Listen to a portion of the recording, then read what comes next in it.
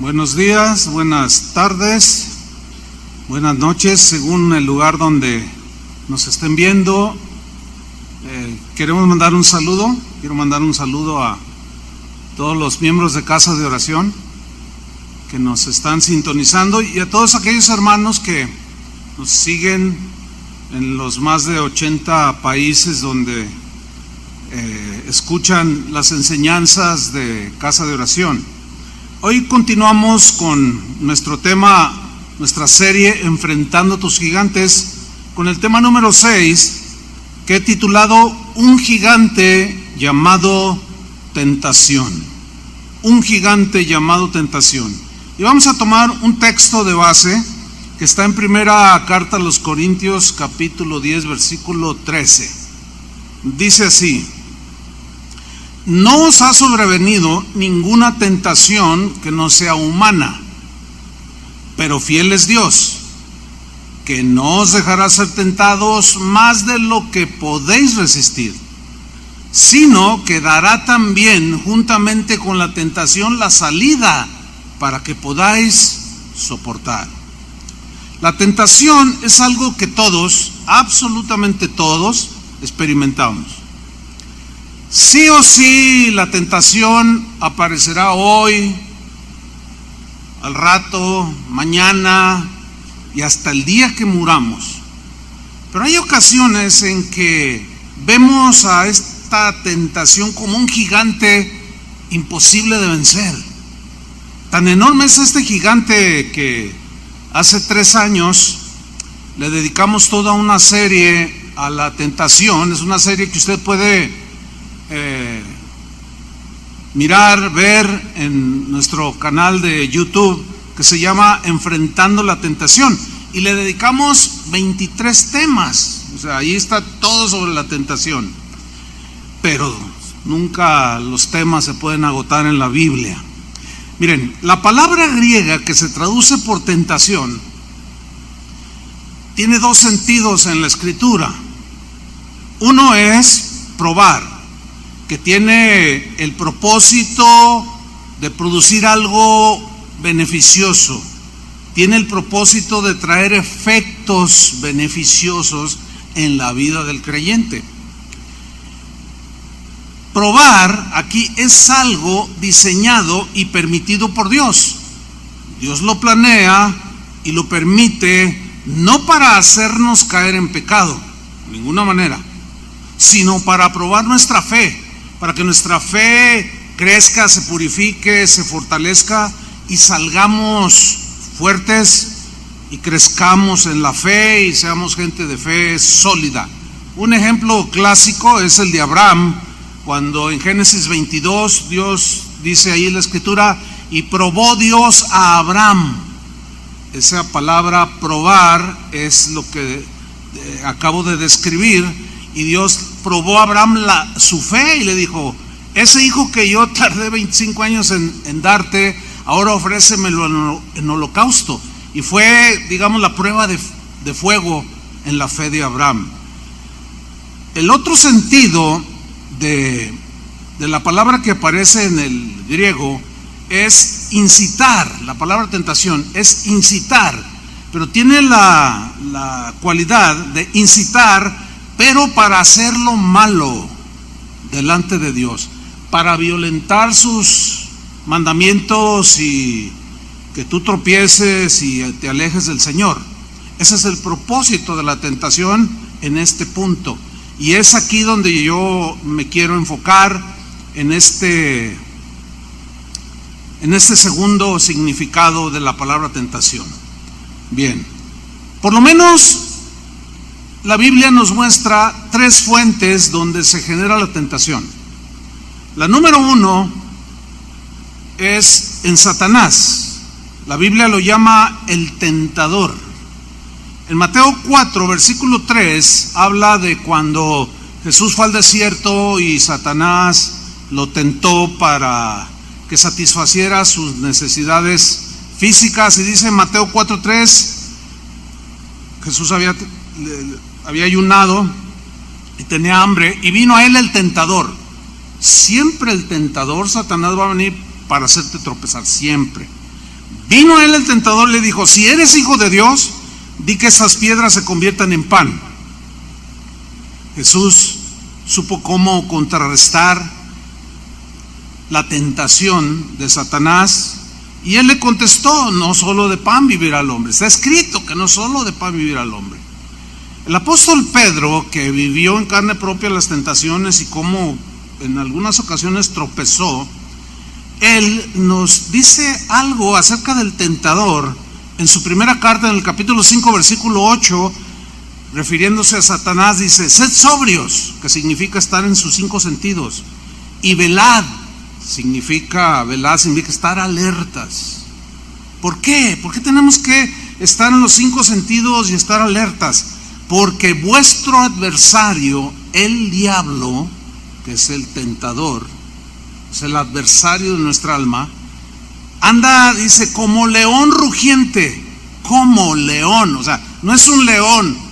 La Biblia dice que Jesús es el león de la tribu de Judá, y el león, pues, este animal de la selva representa, como rey de la selva, representa majestuosidad, y Jesús es rey, y Satanás quiere serlo, pero jamás podrá. Por eso dice como león, como algo semejante a un león, pero no es león.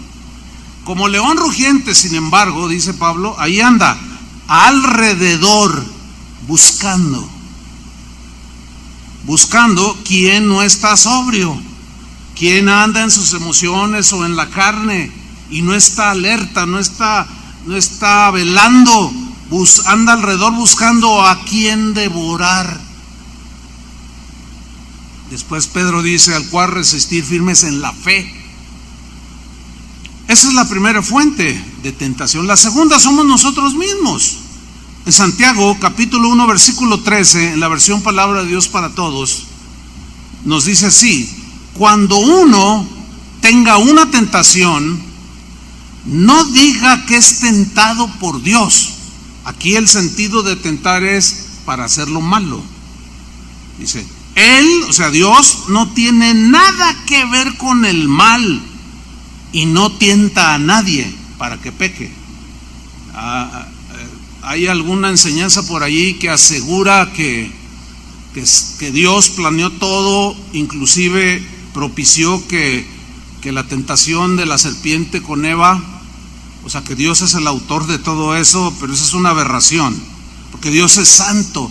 Y aquí Santiago lo entendía de esa manera y dice: no, cuando alguno tenga una tentación, no diga que es tentado por Dios.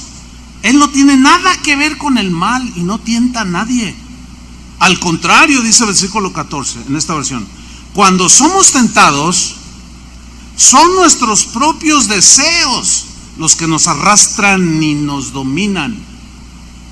En la Reina Valera dice: cuando nuestra concupiscencia se desborda. La concupiscencia son los deseos, las pasiones que están en nosotros. Por ejemplo, tenemos necesidad básica de comer y deseamos comer, queremos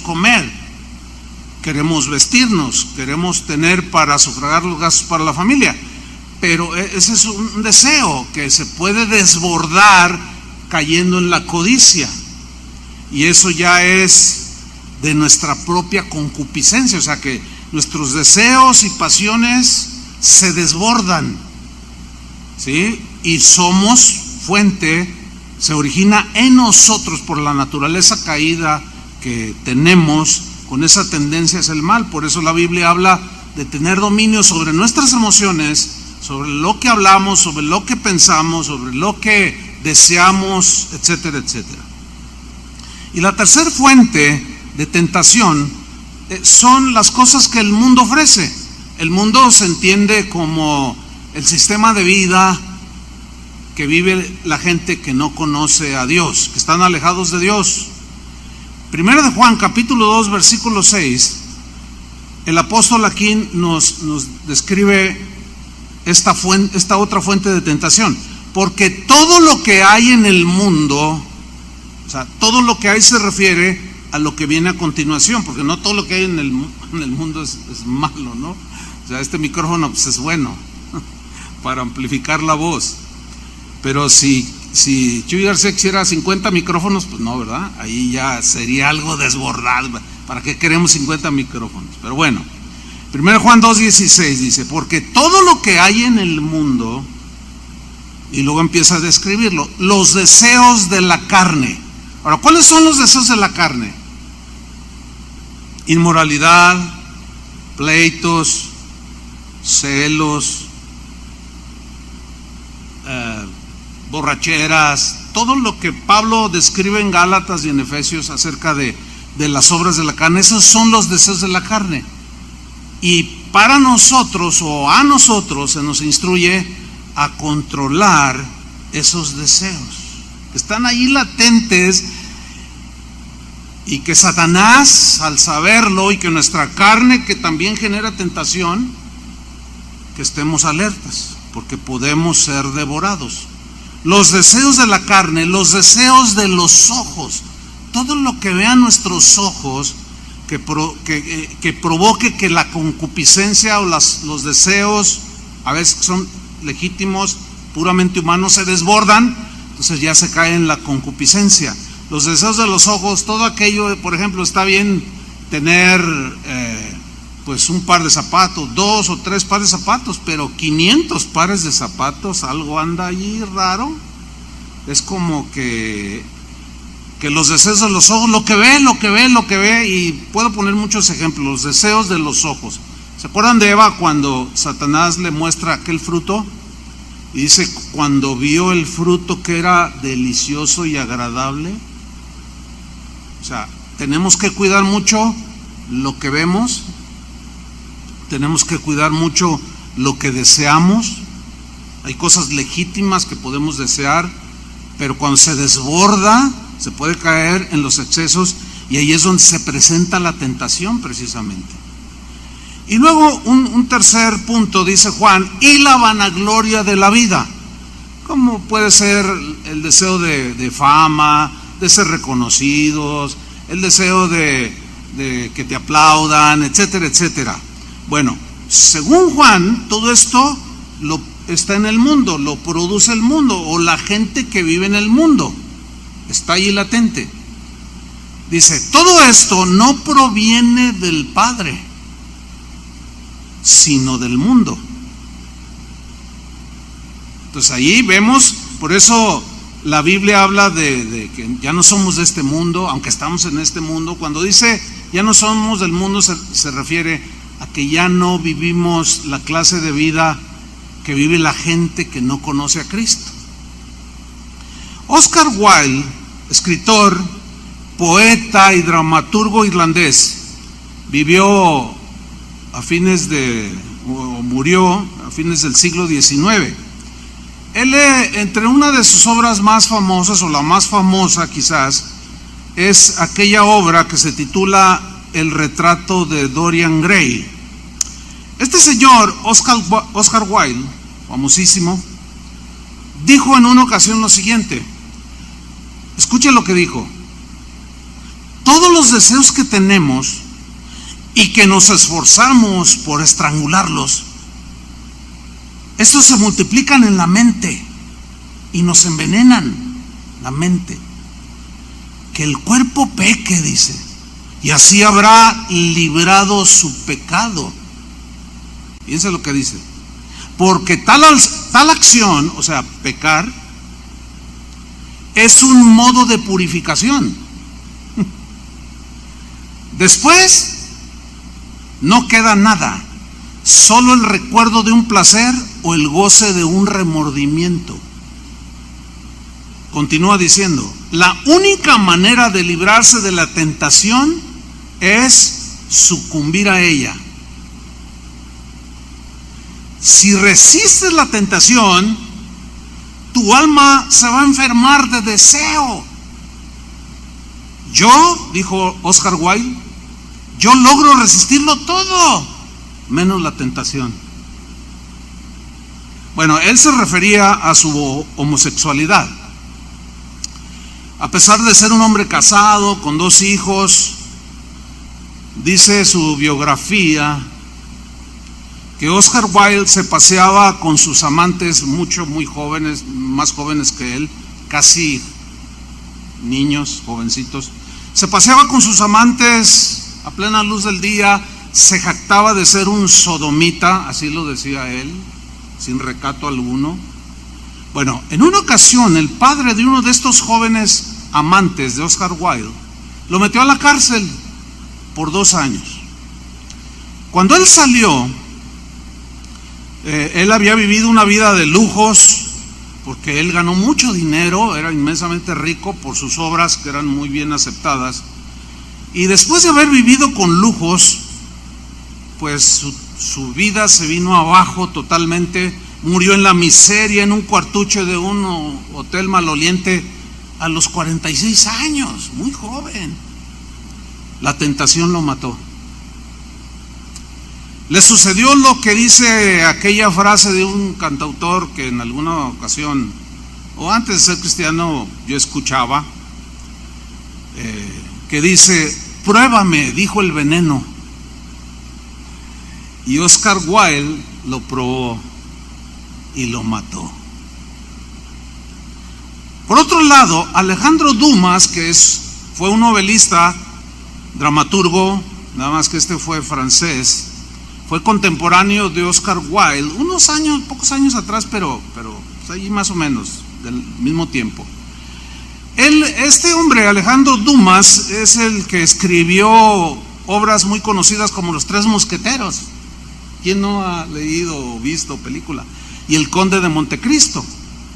Bueno, este hombre, a contrario de Oscar Wilde, dijo lo siguiente, refiriéndose a la tentación, quizá como contradiciendo, no lo puedo saber, pero ahí está en sus obras escrito. Y él dijo lo siguiente: cuando el diablo se mezcla en los asuntos humanos para arruinar a una persona y hasta trastornar todo un imperio, es muy extraño, dice, que no halle de manera inmediata a algún miserable al que le sople una palabra al oído, y casi de inmediato se pone a hacer la tarea de destruir. Él hablaba de la tentación para calumniar, la tentación para murmurar o mentir a otros. Bueno, eso fue lo que le sucedió a los israelitas. Cayeron en la tentación de manera constante. Ellos murmuraron, se quejaron, cometieron inmoralidad, entraron en la idolatría, etcétera, etcétera. La rebelión los llevó a la desobediencia. La desobediencia dañó su fe, que se anuló y cayeron en la incredulidad. Todo esto los debilitó y fueron vencidos fácilmente por el gigante de la tentación.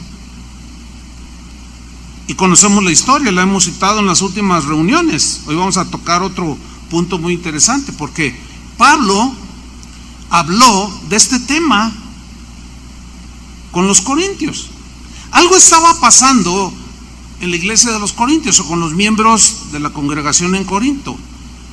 Algunos de la iglesia en Corinto estaban pensando, de alguna manera les entró el pensamiento, ya saben de quién, del tentador, y luego de ellos mismos, y luego lo que les ofrecía la ciudad en ese entonces, donde había más perversión de inmoralidad, era Grecia, Corinto. Y ellos estaban pensando que no les pasaría nada si seguían pecando indiscriminadamente. Pues ya soy salvo, pero pues está la carne y pues no se puede contra ella, decían.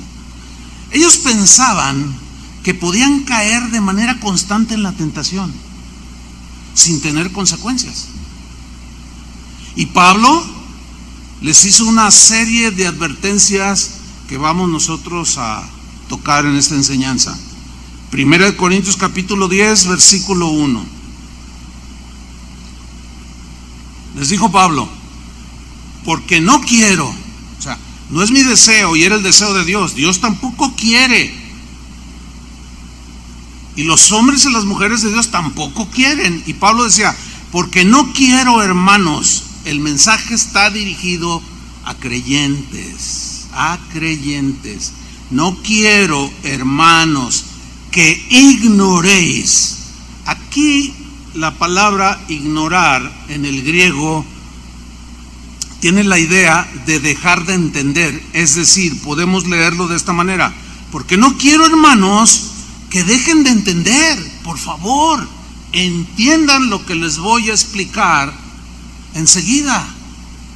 No me vengan con cosas de que la carne es débil y que no, porque ustedes ya se han vuelto muy licenciosos. Aún porque ustedes ven el capítulo 11 de la primera carta a los Corintios, el capítulo que sigue de lo que estamos leyendo habla de la Santa Cena. Y Pablo les dice: no, ustedes se ponen a tomar la Santa Cena y se emborrachan, se pelean, dice, algunos ya hasta se murieron por no tomar en cuenta y no discernir al Señor, porque pecan y hacen todo lo que quieren y dicen: no, ya somos salvos, ya no pasa nada. No. Dice Pablo: no quiero, hermanos, que ignoren. Lo que Pablo quiere aquí es, o quería cuando escribió esto, es en primera instancia que los corintios aprendieran en cabeza ajena. ¿Han oído ese dicho, no? Lo hemos oído. Aprendieran de los errores de los israelitas del tiempo de Moisés y de las victorias de los que tuvieron esa fe sólida para enfrentar a los gigantes y vencerlos. Fíjense que constantemente yo me encuentro con un dicho en los jóvenes de hoy, y hace 2 días hablaba con una joven de aquí de la congregación, porque salió en su comentario. Algo dijo y dije: no, eso que está diciendo no está bien. Entonces yo le dije: oye, ¿te puedo hacer una observación? Me dijo: claro, pastor. Le dije: mira, lo que tú estás diciendo está errado, está equivocado. ¿Y saben cómo me contestó? Bueno, déjeme equivocarme. Ese es un dicho que los jóvenes de hoy dicen muy continuamente: yo tengo el derecho a equivocarme, como diciendo: no me diga nada, yo tengo el derecho a equivocarme. Me dijo: órale, eso lo he escuchado un montón de veces, pero no es muy sabio esa filosofía, tengo el derecho a equivocarme.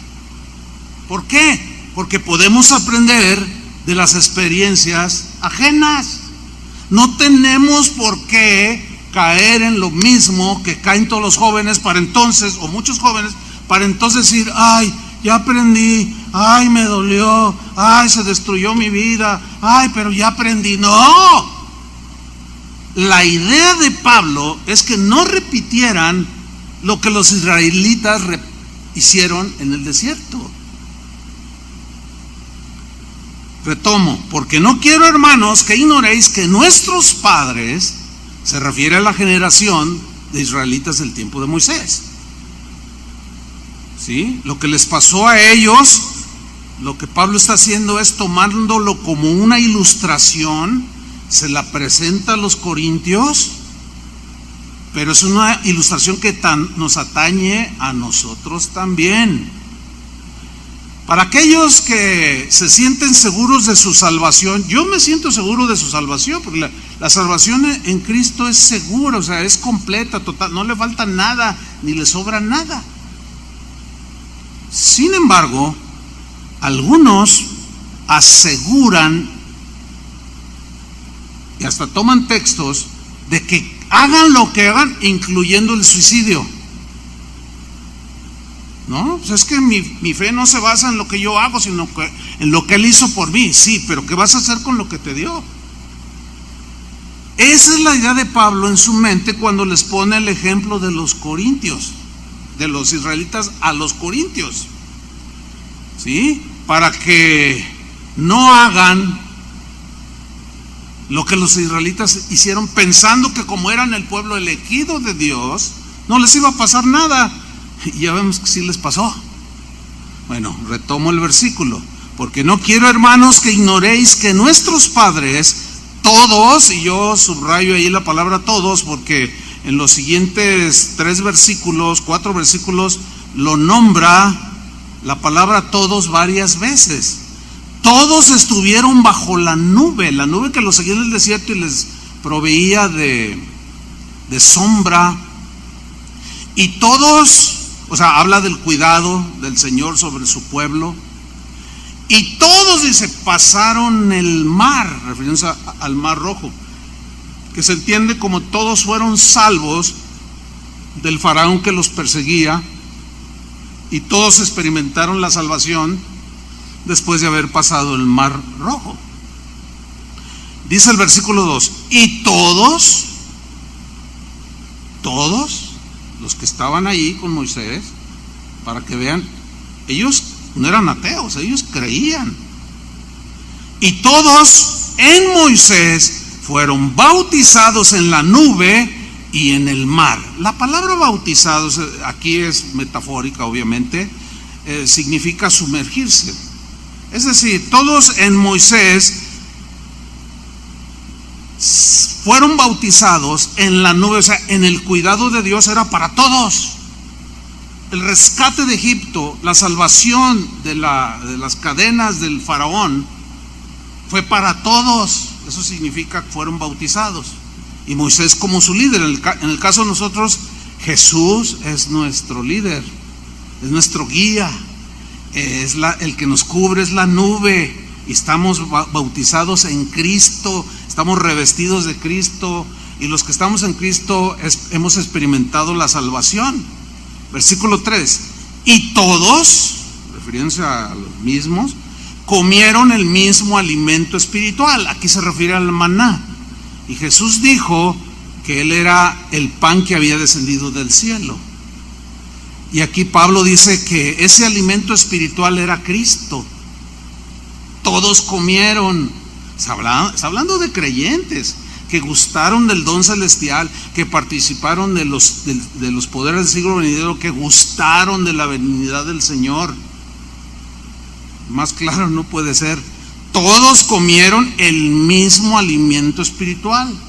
Como decir, todos los que han estado aquí o están aquí en Casa de Oración, o son de Casa de Oración, al menos como congregación, todos han comido de Cristo, que es la palabra, es el alimento espiritual.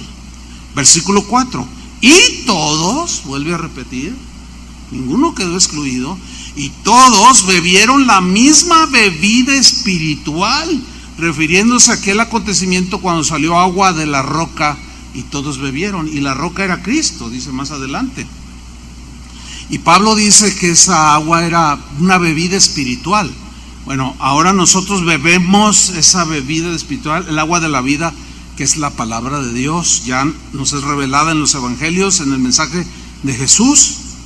Todos bebieron la misma bebida espiritual, porque bebían de la roca espiritual que los seguía. Este es lenguaje no literal, o sea, no había una piedra que los seguía por donde ellos iban. Entonces, se entiende que era Cristo de manera espiritual, y la roca que les proveía esa agua, esa bebida espiritual, era Cristo. Ya Pablo le aplica la alegoría de que esa piedra era Cristo. Entonces ellos participaron de Cristo. Versículo 5, fíjate, pon atención lo que dice. Pero de los más de ellos, una versión dice, pero muchos de ellos, no todos, aquí ya no todos, sino algunos. ¿Quiénes? ¿Quiénes son esos de los más de ellos no se agradó Dios? ¿Quiénes son? Aquellos que cuando fueron los 12 espías a supervisar la tierra y regresaron, 10 de ellos hablaron mal de la tierra prometida. Bueno, dijeron, aquí están unas uvas impresionantes, pero hay unos gigantes que no podemos con ellos. Y la gente les creyó a esos 10. De esos no se agradó Dios, se agradó nada más de Josué y de Caleb. Ya hemos visto esa historia. Entonces, cuando dice de los más de ellos no se agradó Dios, son esos, esa generación del tiempo de Moisés. Por lo cual, ¿qué sucedió? No les pasó nada, ¿verdad? Dios los amaba, y habiendo probado de Cristo. A mí me sorprende tanto lo que hoy muchos cristianos dicen, que han llegado al grado de decir, oiga, y si un cristiano se suicida, no, pues se va al cielo. Oye, pero ¿por qué dices eso? No, pues es que estamos seguros en Cristo y la salvación es segura. Es segura, pero también se puede apostatar de la fe. Es un acto deliberado y abandonar la roca espiritual, la bebida espiritual, la comida espiritual. Entonces vemos que sí hubo consecuencias. ¿Qué les sucedió? Quedaron postrados en el desierto. Una versión dice, quedaron sus cuerpos tirados en el desierto, muertos. Sí hubo consecuencias. Entonces, esa amonestación que Pablo le hizo a los corintios sigue vigente para todos aquellos que juguetean. Dicen, que ahorita nos arrepentimos.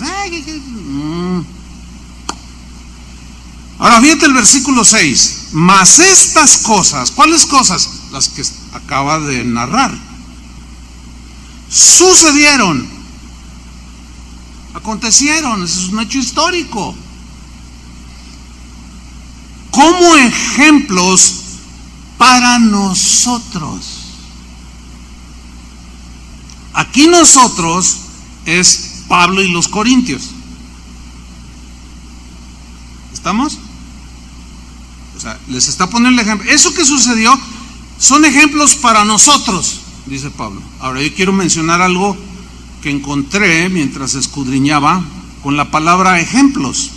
La palabra griega que se traduce por ejemplo o ejemplos, tupos es la palabra, se traduce literalmente dejar marcado con un golpe. Por ejemplo, cuando alguien se pelea o a la malagueña, como decimos acá en México, le da un golpe a una persona en un ojo, lo deja marcado, ¿no es cierto? Se le pone morado, se le hincha o le hace una herida y le sangra. Ok.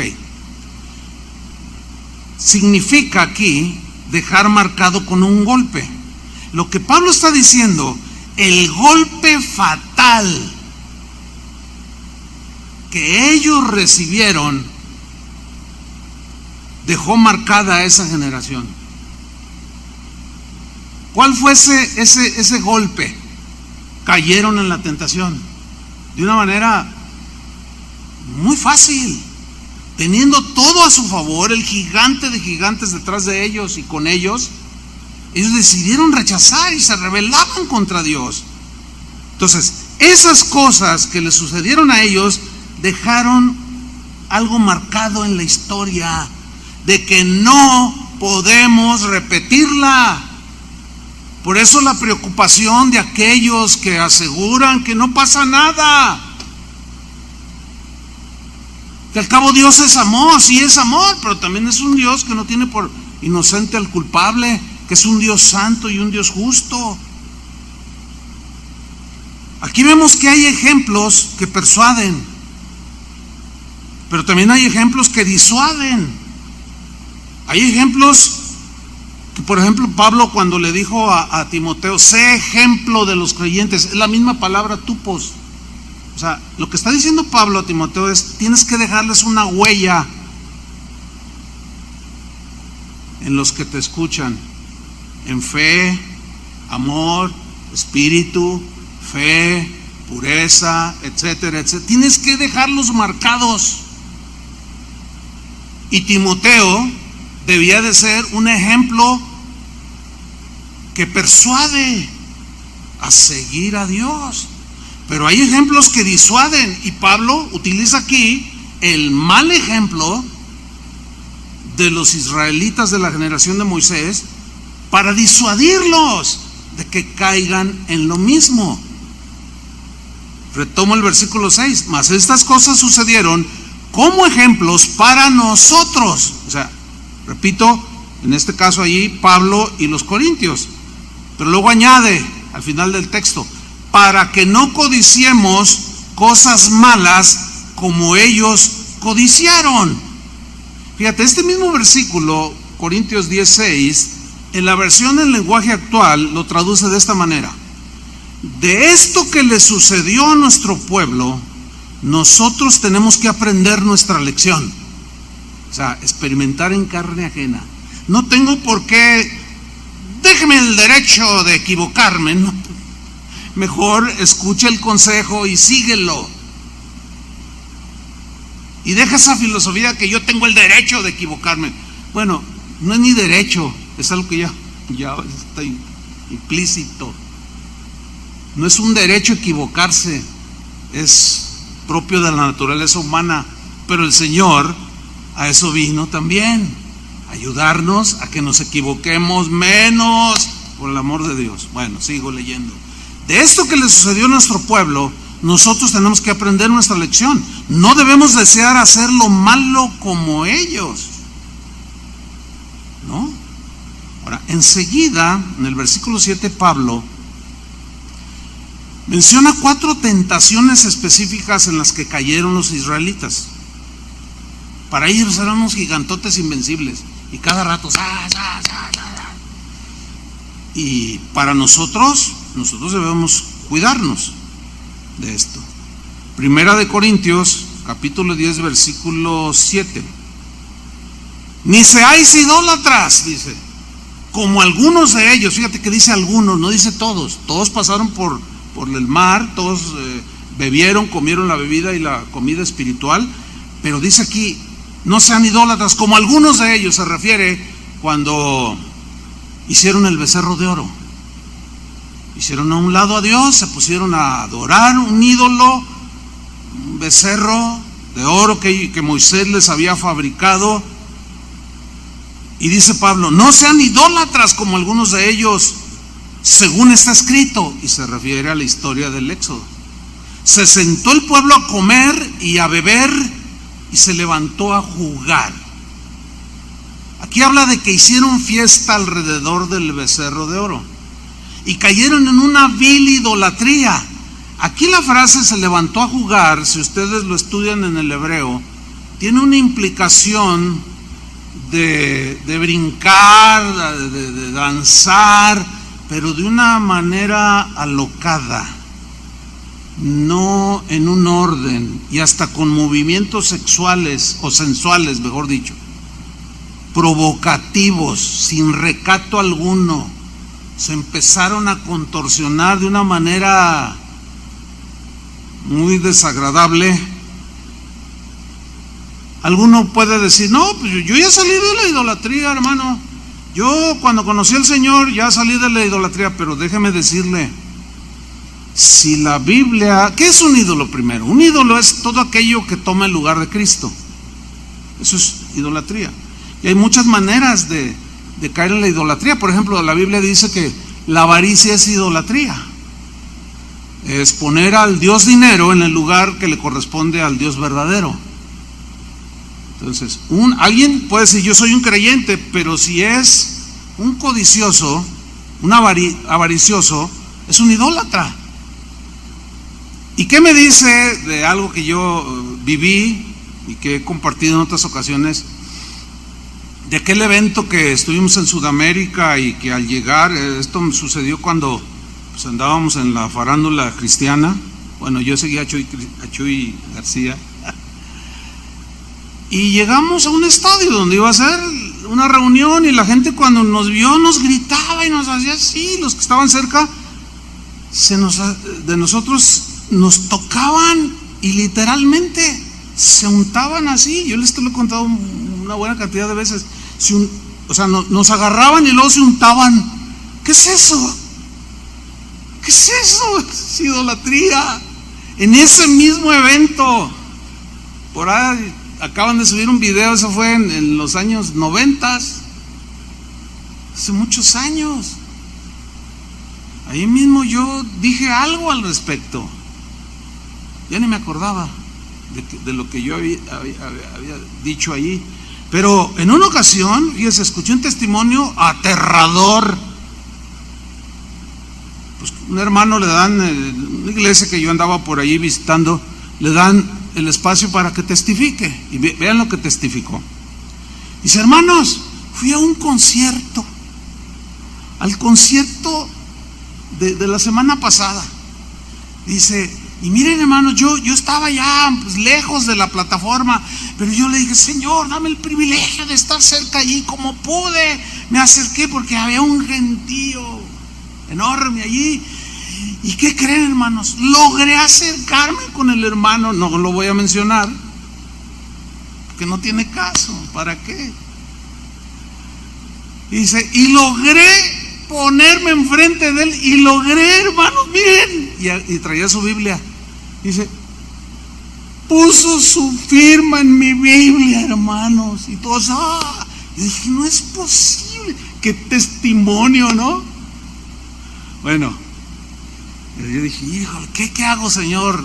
¿Digo algo ahorita que predique o qué? No, cállate, me dijo, no te van a hacer caso. Bueno, no dije nada. Pero después un hermano que estuvo ahí en esa reunión me escribió y me dijo, ¿qué cree, hermano?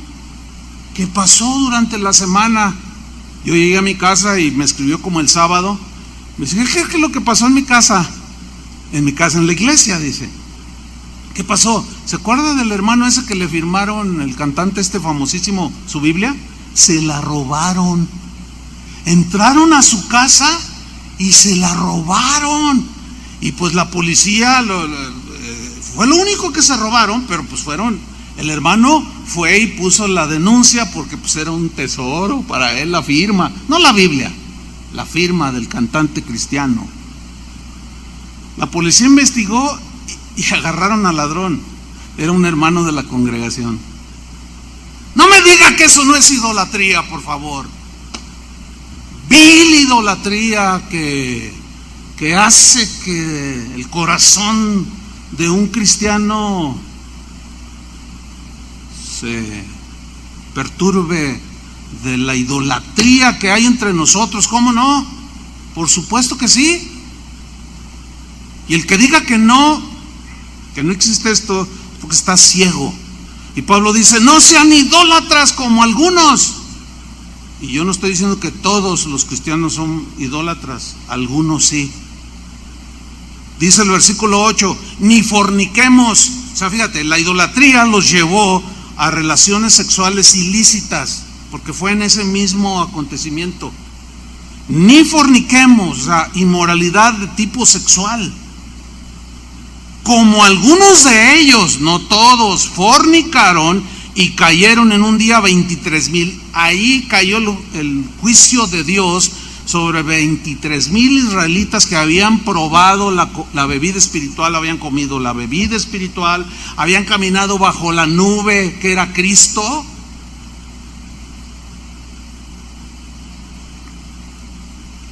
Y sí pasó algo, se murieron de manera, si usted quiere más la historia, está en Éxodo, búsquela.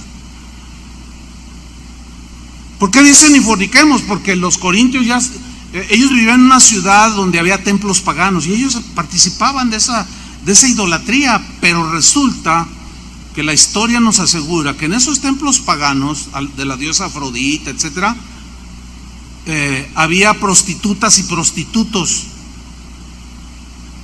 que los que iban a adorar esos dioses falsos tenían relaciones. Era una cosa indescriptible, vergonzosa. Y ellos, acostumbrados a participar, bueno, y ahora ya estaban en Cristo y dicen, bueno, pero pues es que el cuerpo, porque había filosofías ya de algunos griegos, de algunos filósofos griegos que aseguraban que pues lo que importa es el espíritu, la carne pues esa es débil y esa hay que pues satisfacerla para que, y el que peque o el que tenga relaciones sexuales aunque sean ilícitas, pues no pasa nada, porque el cuerpo pues se muere y se hace polvo. Y Pablo dice, no.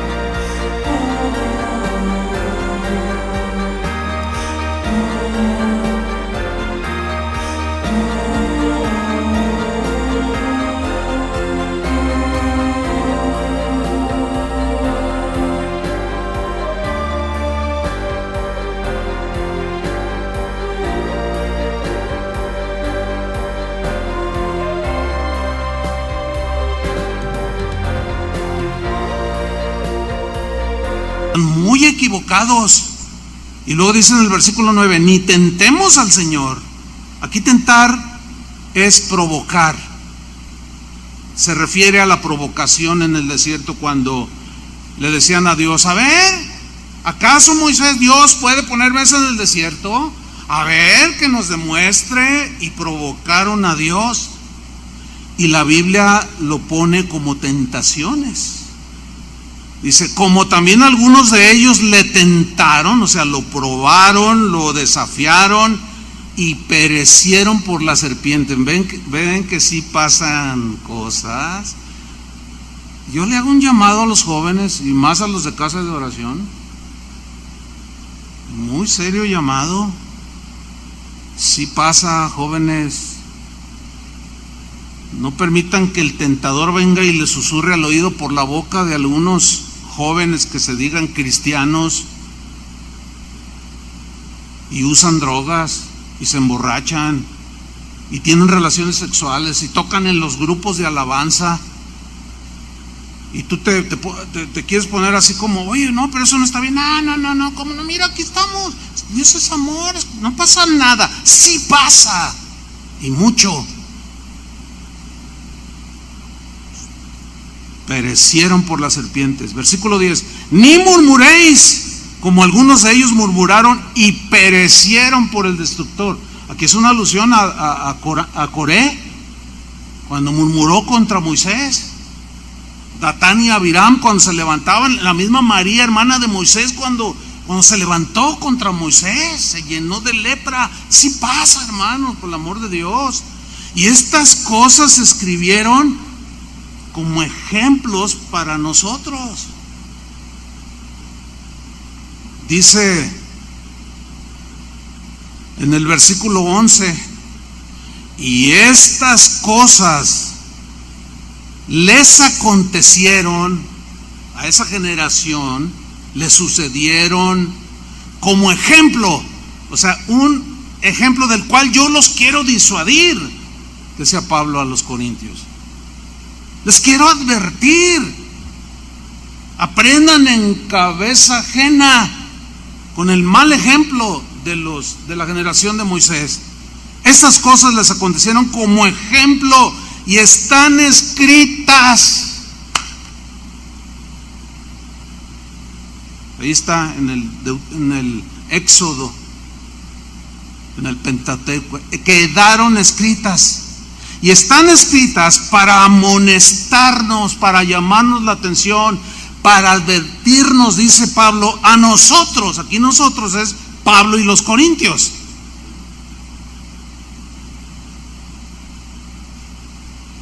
Pero luego añade, a quienes han alcanzado los fines de los siglos. Y ahí nos incluye a nosotros, porque estamos en los fines de los siglos. Entonces, por favor, cristianos, por favor, no se dejen engañar por el tentador y de nuestras propias concupiscencias, pedirle al Señor que nos ayude a controlarlas y a dominarlas. Si ustedes se fijan, lo que Pablo acaba de decir, no practicar idolatría, no fornicar, no tentar a Dios, no murmurar, están en tiempo presente. Ni forniquemos, ni murmuremos, ni no seáis idólatras, tiempo presente. En el griego implica una acción continua, es decir, que tanto a los israelitas, a los corintios y a nosotros se nos advierte para que no caigamos en estas tentaciones. O si alguno se tropieza, no salga con que no pasa nada. Eso es lo que Pablo está diciendo, y está describiendo y está diciendo, es palabra de Dios, está escrito, sí les pasó y mucho. Y fíjate cómo en el versículo 12 Pablo sigue avanzando en su amonestación a los corintios y les dice, así que, esa frase, así que, significa por consecuencia, corintios, por el amor de Dios, entiendan, no se dejen engañar por las filosofías de los hombres, por las cosas del mundo. por sus propios pensamientos. Y a lo mejor ven estas cosas, las tentaciones, como grandes gigantes invencibles, y no pueden. No, sí pueden. Y Pablo les dice: así que el que piensa estar firme, mire que no caiga. ¿Saben por qué dijo eso? Porque algunos que pensaban que podían seguir pecando y cayendo y murmurando, haciendo lo que cualquier pagano hace, dice, y si alguno piensa que está firme, diciendo: no, pues Cristo murió por mí. Pues sí murió por ti. No, ya no me pasa nada porque yo, dice, mire que no caiga.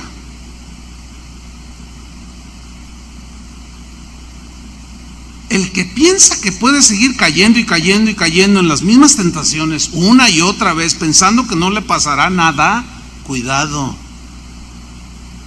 El que piensa estar firme, mire que no caiga, porque puedes quedar postrado a las puertas de la tierra prometida. Y no es cuestión de la salvación de Cristo, es cuestión de que te dejaste llevar por tus pasiones y deseos. Algunos, como Oscar Wilde, argumentarán que no pueden resistir la tentación. No, pues yo soy como Oscar Wilde. Pero Pablo todavía no termina. Veamos el versículo 13, que es el texto de inicio. Versículo 13. Miren, Corintios, dice: ustedes que argumentan todo eso, les voy a decir algo. No os ha sobrevenido ni una sola tentación que no sea humana. ¿Qué les parece ese texto? O sea, no, es que no puedo, es que está grandotota, es que es invencible, es que cada vez que se me presenta allí, no puedo decir que no. Es irresistible la tentación. Como una vez un muchacho de aquí de la congregación, hace algunos años, me comentaba: ay, pastor, dice, yo soy bien fornicario. Ay, híjole. O sea, me la soltó así: yo soy bien fornicario. Dije: oye, pero a ver, ¿cómo? ¿Eres cristiano? Sí, claro, yo soy cristiano, pero no puedo dejar de fornicar. Pero, a ver, ¿de qué me estás hablando? No, pues es que las chavas de ahora pues son muy libertinas, y pues es mi debilidad. No puedo resistirme. Amo a las mujeres. Le dije: a ver, hazte para acá, porque estaba hablando un poco fuerte, estábamos por allí. Y me agarré un tiempo para explicarle aquí de los Corintios. No os ha sobrevenido. En el griego se puede traducir como no os ha sorprendido o acontecido. No. Ninguna tentación, ni una sola que no sea humana. En la versión al día, la frase que no sea humana significa que no sea común al género humano. En la versión lenguaje sencilla dice que otros no hayan tenido. O sea, en todos los seres humanos experimentamos las tentaciones. Unos de una manera, otros de otra. Para alguien, la inmoralidad, la fornicación puede ser la tentación, como este muchacho que les decía, que decía que era irresistible para él, que no podía decir que no, porque ¿a quién le dan pan que llore? Otros puede ser el mentir, otros el robar, otros el comer. Por más que quieren meterse a dieta, siempre caen en la tentación. O sea, no les pueden poner un pozole, pero luego lo caen. Es que es irresistible. Y menos el que hacen en la Doña Chola de la esquina. Ahora fíjate lo que dice en la segunda parte del versículo 13. O sea, la Biblia dice, sí hay tentaciones, pero dice el Señor, pero quiero explicarles por boca de Pablo. Pero yo soy fiel, dice el Señor. Pablo lo escribe: pero fiel es Dios. Escuchen bien con atención, cristianos. Fiel es Dios, que no os dejará ser tentados más de lo que podéis resistir. ¿Están entendiendo lo que yo al leer? Para los que dicen que es irresistible la tentación. No. En la versión del lenguaje actual dice: Dios es fiel y no permitirá que sean tentados por encima de sus fuerzas, o más de lo que podemos resistir. Y aquí está la provisión de Dios.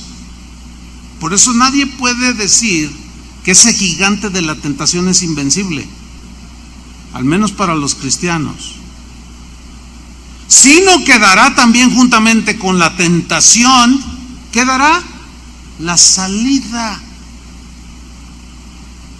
para que podáis resistir. Ahora, la pregunta aquí sería la siguiente: ¿podemos entonces vencer la tentación a la que muchas veces vemos como un gigante invencible? La respuesta contundente es sí. Según la Biblia, sí. Porque se nos va a presentar, pero Dios siempre nos va a dar una puerta de escape. Siempre. ¿Cuántos sufrimientos, hermanos, nos ahorraríamos con una sola abstinencia, con una sola vez que digamos no, con firmeza, a esa voz de la tentación seductora? Que cada quien sabe cuáles son sus demonios que se le aparecen. Un sabio dijo lo siguiente, interesante, ¿no? Dijo: la cobardía es una virtud cuando se trata de enfrentar la tentación.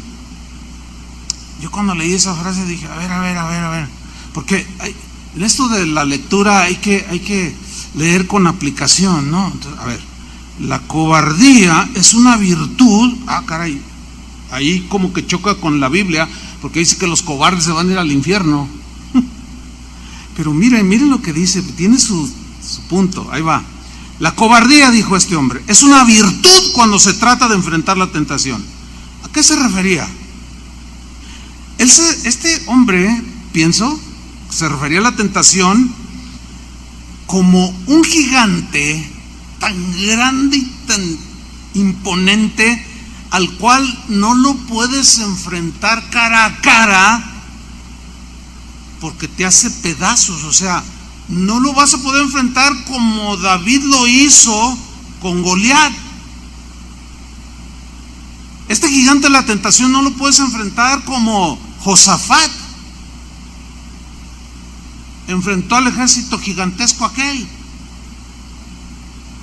No, a este gigante de la tentación, aquí sí se va a ser cobarde. ¿Qué es lo que hace un cobarde?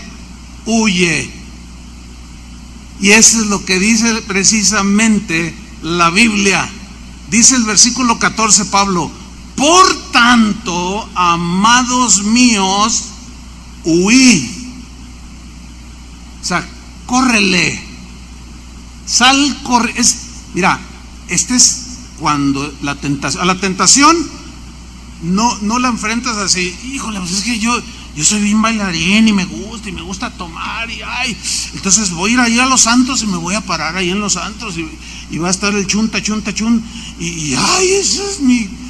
Entonces yo me le voy y hasta que lo venza. No, vas a terminar bailándole y tomándole. ¿Cuántos no han caído en eso?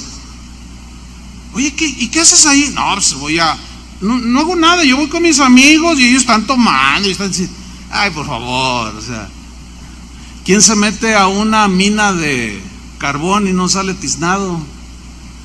¿Quién no se acerca a un fuego y no sale quemado? Pues, por favor. No, a la tentación, fíjate, aquí Pablo dice: huid de la idolatría. Y hay una tentación a idolatrizar al pastor, al cantante, cosas. Huye, sal, o sea, está la tentación, date la media vuelta y sal corriendo. Fíjate, en 1 Corintios también, pero en el capítulo 6, versículo 18, Pablo dice: huid de la fornicación, huid. ¿Cómo que a quién le dan pan que llore? Y ahí está la muchacha descocada y ahí está sin escrúpulos. Y aún puede ser cristiana, insinuándote. ¿Y qué vas a hacer? ¿Vas a enfrentar ese gigante? No, te va a vencer.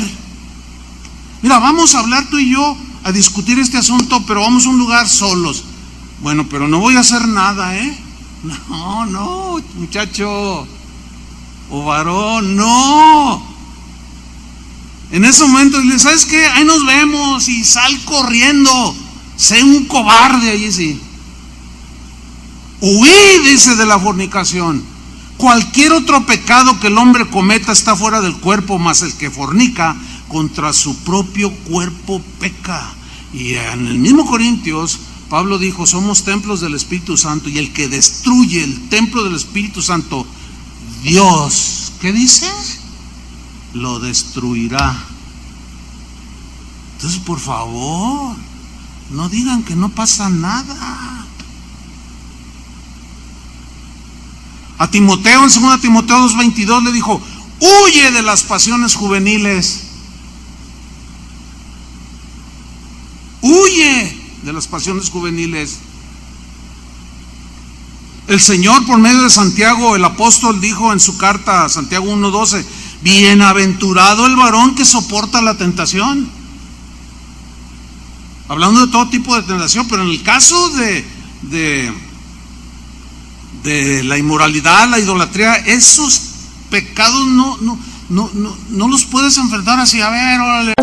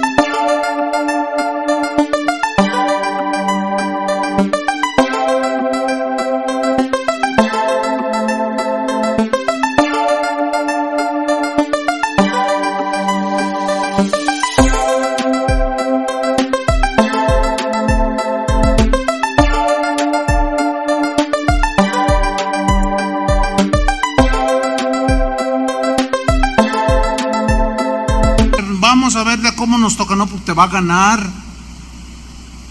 A esos tienes que salir corriendo.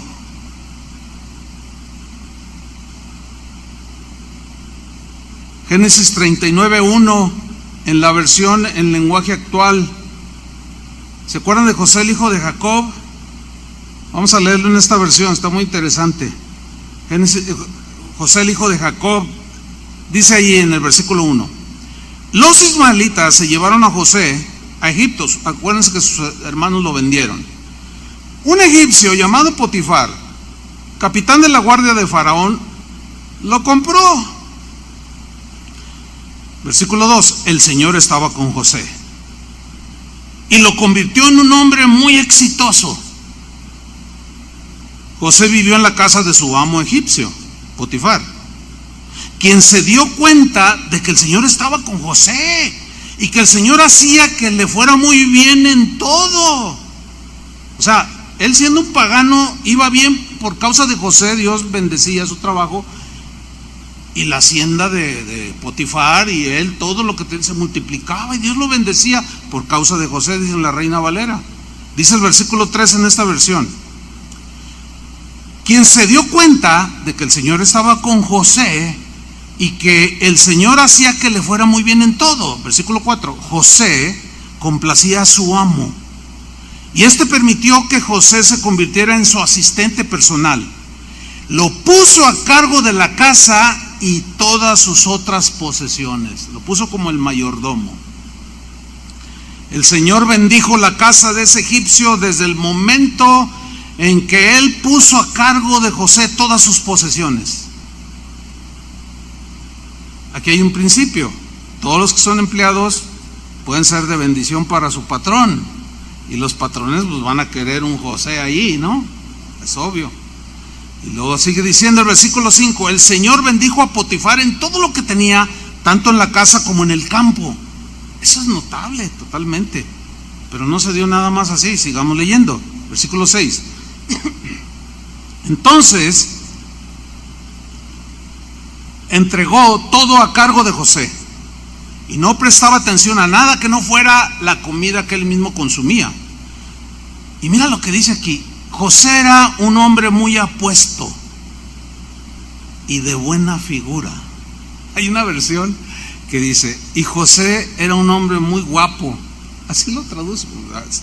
Nombre apuesto, pues es un nombre bien parecido. José era un hombre muy apuesto y de buena figura. Versículo 7.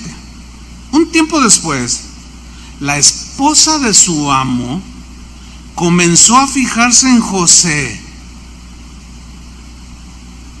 y le dijo un día, acuéstate conmigo, así, sin decir aguaba.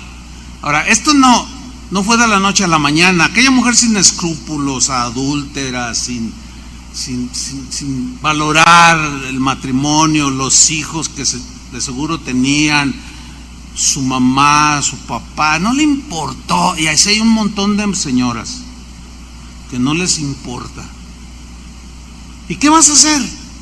¿Comerte ese pan prohibido? ¿O qué vas a hacer?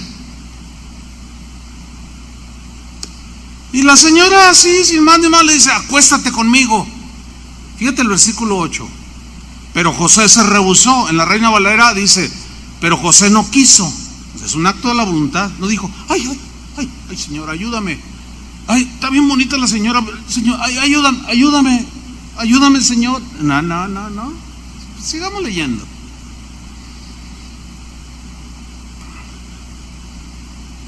Estoy en el versículo 8. Pero José se rehusó y le dijo a la esposa de su amo, mire, conmigo y mi señor no tiene nada de qué preocuparse en la casa. Me dio todas sus posesiones para que yo las cuidara. Él está hablándole de que era un hombre fiel, íntegro, respetuoso. No hay nadie en esta casa que se iguale a mí como el encargado.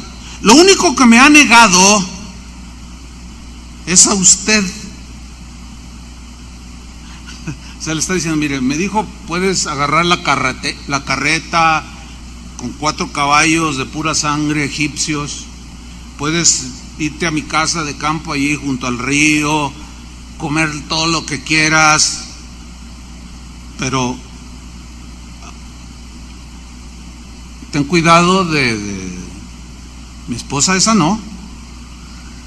Entonces José se lo dice en esta versión, me gusta la claridad de la traducción. Lo único que me ha negado es a usted, porque es su esposa. ¿Cómo puedo yo hacerle a él? Fíjate, empieza a hablar. No, ¿cómo yo le voy a hacer algo a él? O sea, al patrón, a Potifar. Algo tan malo, pero luego se fija en Dios. ¿Y cometer pecado ante Dios? Le pregunta a la señora esta loca, que no le importaba nada. ¿Cómo yo voy a traicionar a mi amo? Yo no voy a traicionar la confianza que él ha puesto en mí. Yo adoro al Dios del cielo. Yo no adoro ídolos. Y su palabra está en mi mente y está en mi corazón y gobiernan mis acciones. Ahora, ¿había ahí una tentación, sí o no? Es obvio que sí. Tremenda. Y dice el versículo 10, a pesar de que ella hablaba con él día tras día, esto habla de la insistencia de la tentación, fíjate, constantemente se te presenta hoy, mañana, y ahí está, y ahí está, y ahí está, y ahí está. Dice, no lo convenció de que se acostara con ella. Aquí es donde hacen falta que los cristianos de hoy tengamos tantas convicciones. Yo me enfatizo con los jóvenes. Hoy son tan lights los jóvenes, son tan livianos, tan ligeros, tan, ay, gloria a Dios, ay, bien. Tú dices, hey, espérate muchacho, ¿qué pasó? No, es que en la iglesia ya no les dice nada. ¿Oh? En la iglesia, esas no son iglesias. Y pues se burlan de mí porque nos dicen que nosotros aquí en Casa de Dios nos tienen agarrados así. Ay, no vayas acá, no vayas. Ay, Dios. Pues no lo convenció de que se acostara con ella. Pero la tentación no terminó allí. Versículo 11. Un día, cuando José regresó de trabajar a la casa, no había ningún otro esclavo dentro. Entonces ella, que ya lo acechaba, lo agarró de su ropa y le dijo: acuéstate conmigo. ¿Y qué hizo José? Lo que Pablo les dice a los corintios que hicieran. Pero él dejó su ropa en las manos de ella y salió, ¿cómo? Huyendo, dice en esta versión. Salió corriendo. Voy a contarles algo que a mí me sucedió hace ya bastantes años. Terminé de predicar. Sucedió en el local donde estuvimos ahí enfrente. Entonces siempre la gente al final se acerca para oración o pedir algún consejo. Y en la fila estaba una señora. Y cuando ya le tocó su turno, se me acercó. No les voy a decir lo que me dijo, nomás les voy a decir esto. Así como esta señora, así me dijo. Sin siquiera saludarme. Entonces yo la miré y volteé hacia alrededor. Siempre mi esposa está cerca. Y sí estaba por ahí. Y le dije: espérame tantito, ¿no? Y luego le hace. Entonces me acerco con alguien y le digo: dile a mi esposa, dile a Vicky que venga corriendo, le digo. Y ella no se dio cuenta porque estaba con el rostro hacia acá. Y yo me voy por allá. Entonces ya va y volteé y me ve y le digo: corre, estoy hablando con alguien. Vente, ahorita, le digo. Entonces pues ella se viene. Entonces ya le digo: mira, es que en el caminito, así le digo, es que me dijo esto esta señora. Entonces cuando ya me pongo enfrente de ella junto a mi esposa, se sorprendió. Y le digo: ¿me puede repetir lo que me acaba de decir hace un momento? Ay, ¿qué le dije, pastor? Lo que me dijiste. No, yo no dije nada. Y le dice mi esposa, la toca así y le dice: mira, yo entiendo que tú eres una mujer que perdiste a tu marido, pero no le robes el marido a nadie.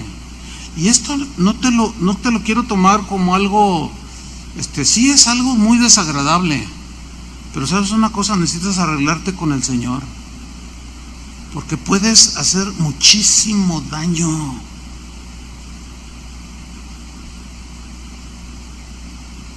La señora no estaba de mal ver, pero hermanos, el que diga que no es tentado está mintiendo. Todos somos tentados, pero ¿qué vamos a hacer? Lo que hizo José, lo que Pablo le dijo a los corintios que hicieran: huyan. Más vale que digan: aquí corrió que aquí quedó. Huye y refúgiate en el Señor. Él te va a ayudar, Él te va a guardar. Hebreos 2:18 dice: pues en cuanto Él mismo, refiriéndose a Jesús, padeció siendo tentado, es poderoso ¿para qué? Para socorrer a los que son tentados. Entonces, ¿a quién vamos a ir? Al Señor. Hebreos 4:15: porque no tenemos un sumo sacerdote que no pueda compadecerse de nuestras debilidades humanas, sino en uno que fue tentado en todo según nuestra semejanza, pero sin pecado. O sea, a Él debemos de correr inmediatamente.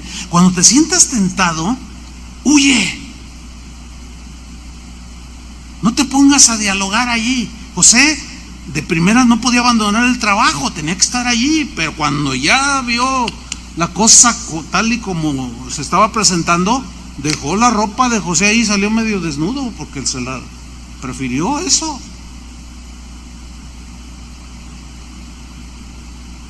Y terminemos orando como Jesús nos enseñó. En la versión en lenguaje actual, Lucas 11:1 dice: un día estaba Jesús orando en cierto lugar. Al terminar su oración, uno de sus discípulos le dijo: Señor, enséñanos a orar, como Juan enseñó a sus discípulos. Les dijo: cuando oren digan: Padre, santificado sea tu nombre, venga tu reino, danos cada día el pan que nos corresponde, perdónanos nuestros pecados, porque también nosotros perdonamos a todo el que nos debe o nos ofende. Y mira la oración que dijo Jesús que hiciéramos: y no nos dejes caer en la tentación. Ayúdanos, Señor. Así como aquel hombre dijo: ayuda a mi incredulidad. Así como los discípulos dijeron: aumentanos la fe. Así también, Señor, no nos dejes caer en tentación y líbranos del mal. Es en el versículo 5. No nos dejes, Señor. Entonces, si es un gigante la tentación, pero no te pongas a platicar con él, no te pongas a dialogar con él, no quieras hacer las paces con él, ni mucho menos te pongas a darle una trompada, porque nomás te va a aplastar, así como cuando aplastas las hormigas que se suben a tu mesa. No, mejor sal corriendo. Y no importa que digan cobarde, porque la señora esa después fue y le dijo a su esposo: fíjate que José quiso abusar de mí. Señora mentirosa. Y luego vendrá la calumnia. ¿Y cómo que quiso? Sí, y mira, aquí tengo su ropa, que ya se había desnudado y quería que me acostara con él. No, José fue a dar a la cárcel. Pero su testimonio delante de Dios quedó en pie. Este es un ejemplo que marca, es un ejemplo que persuade. Y el ejemplo de Pablo a los Corintios